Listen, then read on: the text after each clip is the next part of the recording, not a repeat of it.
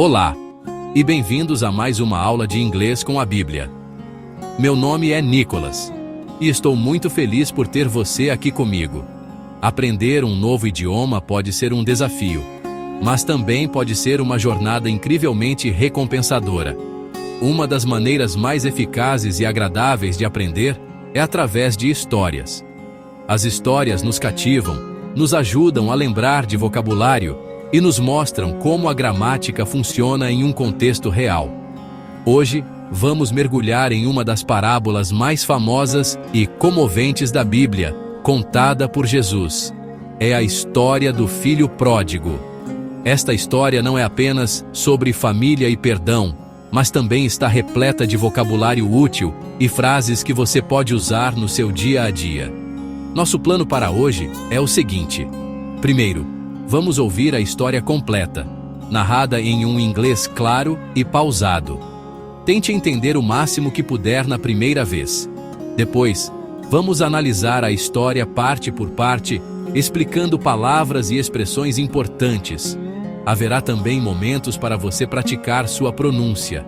Então, relaxe, abra seus ouvidos e seu coração, e vamos começar a aprender inglês com a história do filho pródigo.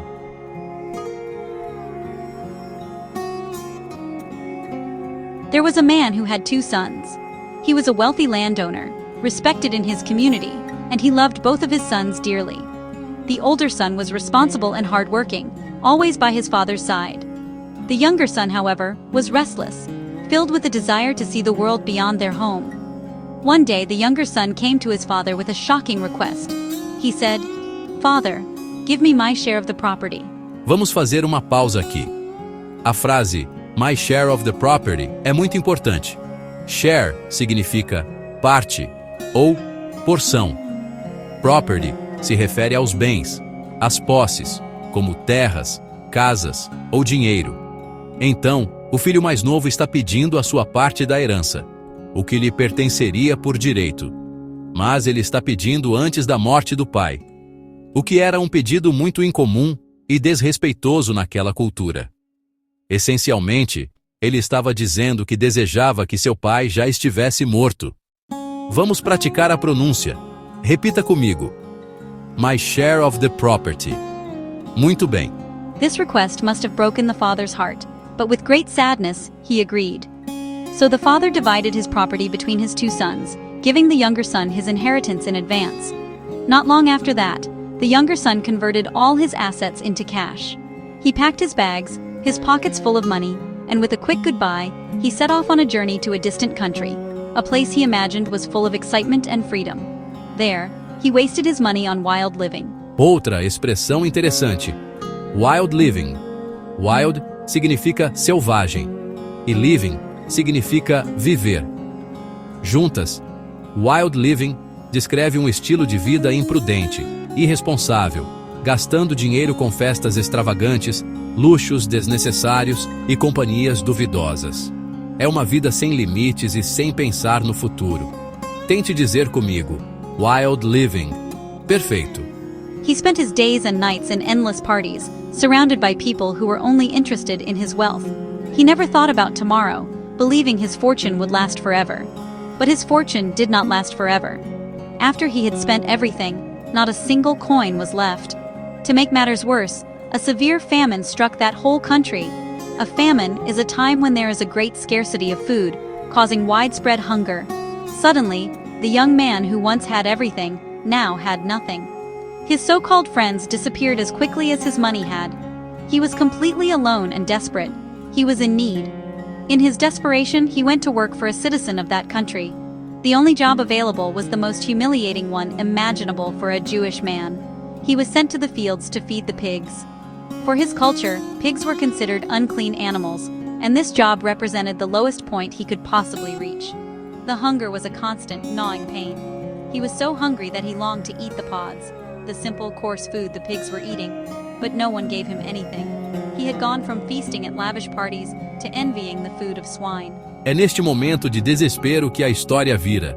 O texto diz, "He came to his senses." Essa é uma ótima expressão idiomática. Significa que ele parou de se comportar de forma tola e começou a pensar e a agir de forma racional e sensata. Ele teve um momento de clareza no meio da sujeira e da fome. Vamos praticar. He came to his senses. He came to his senses and said to himself, "How many of my father's hired servants have more than enough food to spare, and here I am, starving to death." A plan began to form in his mind, a glimmer of hope. "I will set out and go back to my father. I will say to him, 'Father, I have sinned against heaven and against you. I am no longer worthy to be called your son. Make me like one of your hired servants.'" He had a speech prepared, a confession of his guilt and a humble request, not for his old position, but just for a chance to survive.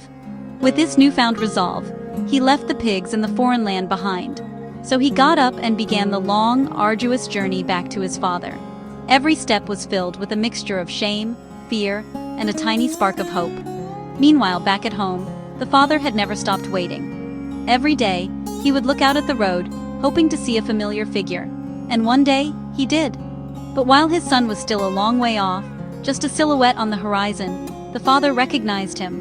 And his heart wasn't filled with anger, but with overwhelming compassion. A palavra compassion é linda. Significa um sentimento profundo de simpatia e tristeza pela desgraça de outra pessoa, acompanhado por um forte desejo de aliviar o sofrimento. É mais do que apenas pena.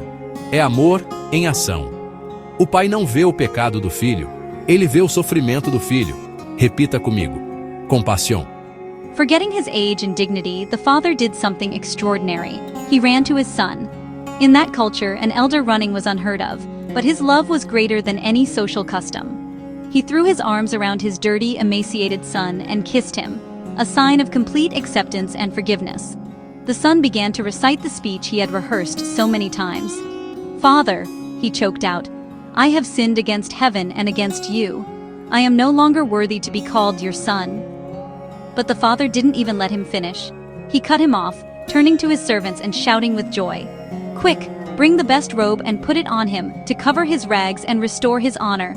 Put a ring on his finger, a sign of his authority as my son, and sandals on his feet, for he is no longer a slave but a free man. And bring the fattened calf and kill it. Let's have a feast and celebrate." The servants rushed to obey, and the father explained his joy to everyone around. "For this son of mine was dead and is alive again. He was lost and is found."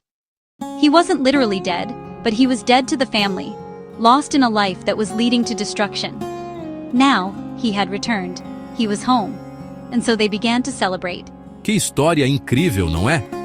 Ela nos mostra o poder do arrependimento e a profundidade do perdão incondicional. Mas também é uma lição de inglês fantástica.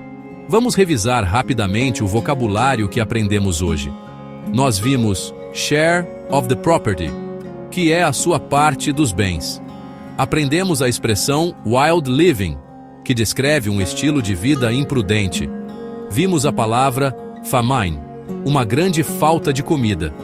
A expressão came to his senses, que significa voltar a pensar com clareza. E a bela palavra compassion, que é o amor em ação. Eu encorajo você a assistir a este vídeo novamente.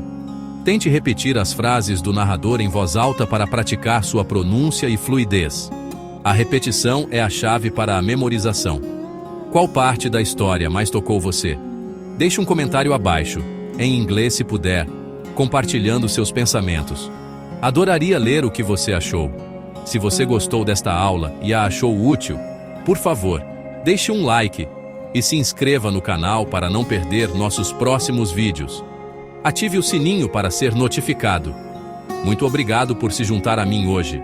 Continue praticando, continue aprendendo e nos vemos na próxima aula de inglês com a Bíblia. Até logo!